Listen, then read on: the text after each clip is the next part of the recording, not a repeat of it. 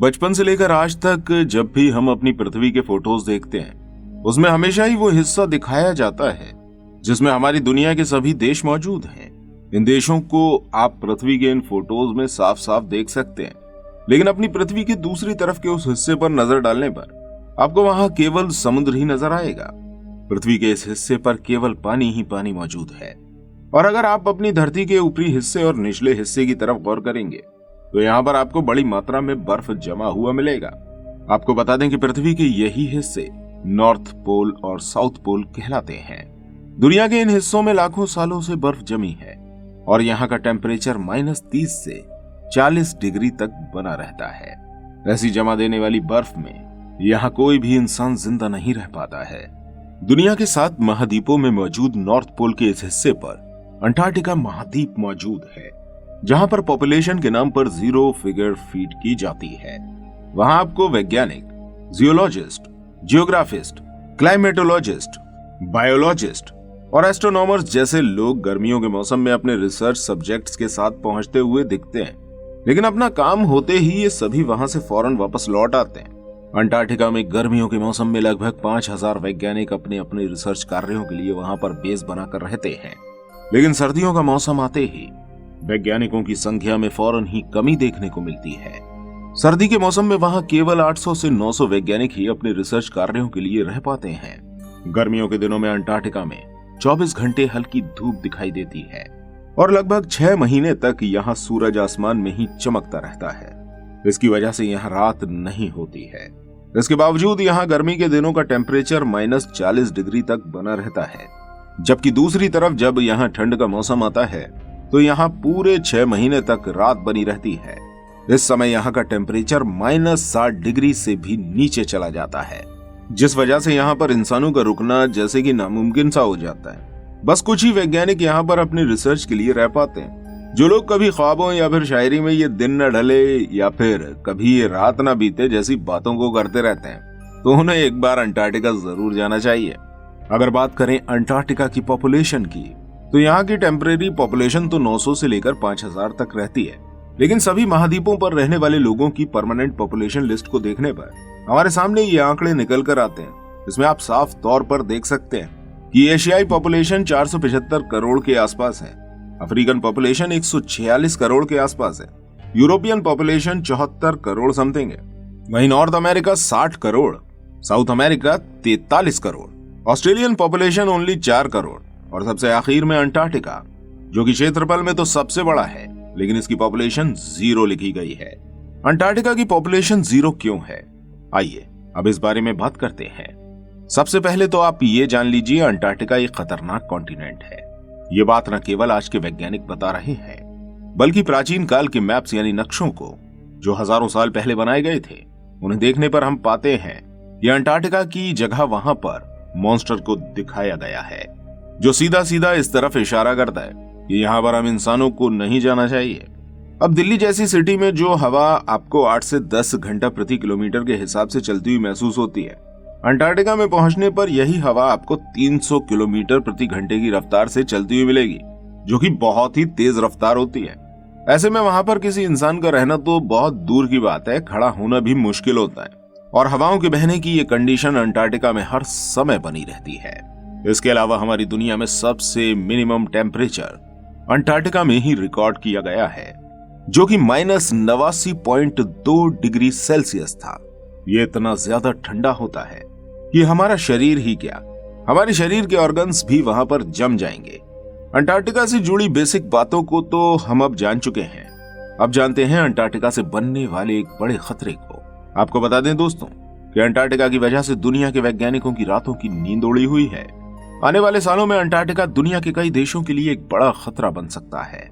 दुनिया भर की 70% बर्फ केवल अंटार्कटिका में ही मौजूद है, जिसके पिघलने की वजह से हमारी धरती पर मौजूद समुद्र का स्तर लगभग 60 मीटर ऊपर आ जाएगा। यानी हमारा मौजूदा समुद्र अपने लेवल से 200 फीट ऊपर आकर हिलोरे लेगा। लोगों का कहना है कि पृथ्वी पर होने वाले क्लाइमेट चेंज, ग्लोबल वार्मिंग या फिर एटॉमिक वार के चलते होने वाले एटमॉस्फेरिक चेंजेस के बाद ये बर्फ तेजी से पिघल सकती है और बर्फ के पिघलने से समुद्र का वाटर लेवल काफी तेजी से बढ़ेगा। इसके बाद समुद्र के किनारे बसे हुए देशों का समुद्र में डूब जाना तय होगा। अब बात करते हैं अंटार्कटिका और एलियंस के बीच कनेक्शंस की। दोस्तों, साल 2016 में अंटार्कटिका की सैटेलाइट इमेज को अपडेट करते समय वैज्ञानिकों की नजर वहां की कुछ ऐसे स्ट्रक्चर पर पड़ी जहां से बर्फ की मोटी परत गायब थी। इस वजह से अंटार्कटिका में पाए गए स्ट्रक्चर्स ने वैज्ञानिकों का ध्यान अपनी तरफ फौरन ही खींचा। इन्हें देखने के बाद वैज्ञानिकों का कहना था कि इस तरह के स्ट्रक्चर यहाँ पाए जाना तो नामुमकिन है।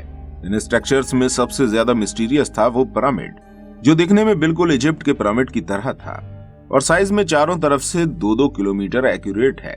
इसी वजह से यह स्ट्रक्चर आर्टिफिशियल स्ट्रक्चर कहा जा रहा है, क्योंकि इतने एक्यूरेट मेजरमेंट से यह कुदरती रूप से नहीं बन सकता है।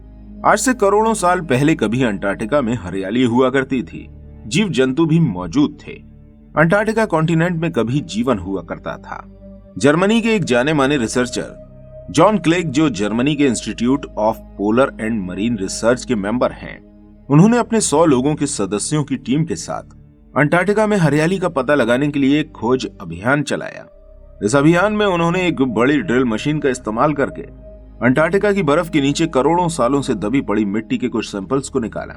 इसकी टेस्टिंग करके उन्हें वहां पर कई तरह के प्लांट्स के सैंपल्स मिले। ऐसे में वैज्ञानिकों का दावा है कि अंटार्कटिका में किसी एंशिएंट पीरियड में जीवन पाया गया होगा और उन लोगों के द्वारा किसी की मदद से ही पिरामिड की तरह दिखने वाले इन स्ट्रक्चर्स का निर्माण किया गया होगा। गहन जानकारी रखने वाले लोगों का मानना है कि यह पिरामिड की तरह दिखने वाले स्ट्रक्चर्स को टाइप 7 सिविलाइजेशन वाले एलियंस पावर के लिए इस्तेमाल किया करते होंगे। दोस्तों, अब आपको बताते हैं अंटार्कटिका में मौजूद एक छुपी हुई दुनिया के बारे में। ये बात है वर्ल्ड वॉर 2 के समय की, जब अमेरिका की नेवी में एडमिरल की पोस्ट पर मौजूद रिचर्ड बायर्ड ने साल 1946 में अंटार्कटिका के नॉर्थ और साउथ पोल को एक्सप्लोर किया था।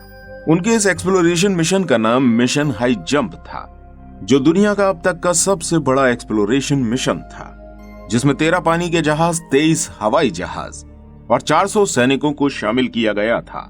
इस मिशन के पूरा होने के बाद रिचर्ड द्वारा एक रिपोर्ट दुनिया के सामने पेश की गई, जिसमें उन्होंने अंटार्कटिका से जुड़ी कई जानकारियां दी। अपने इस मिशन को पूरा करने के 9 साल बाद रिचर्ड की मौत हो गई।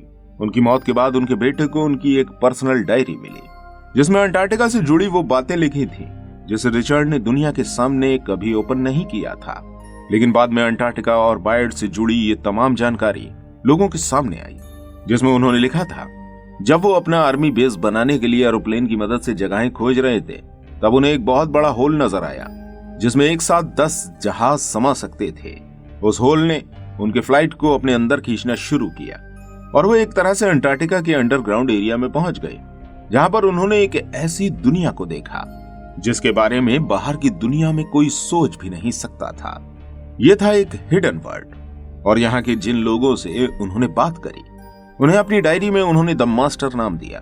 साथ ही उन्होंने बताया कि मास्टर नाम के उस आदमी ने उनसे कहा कि वो बाहरी दुनिया के इंसानों द्वारा करी जा रही गतिविधियों से काफी नाराज है।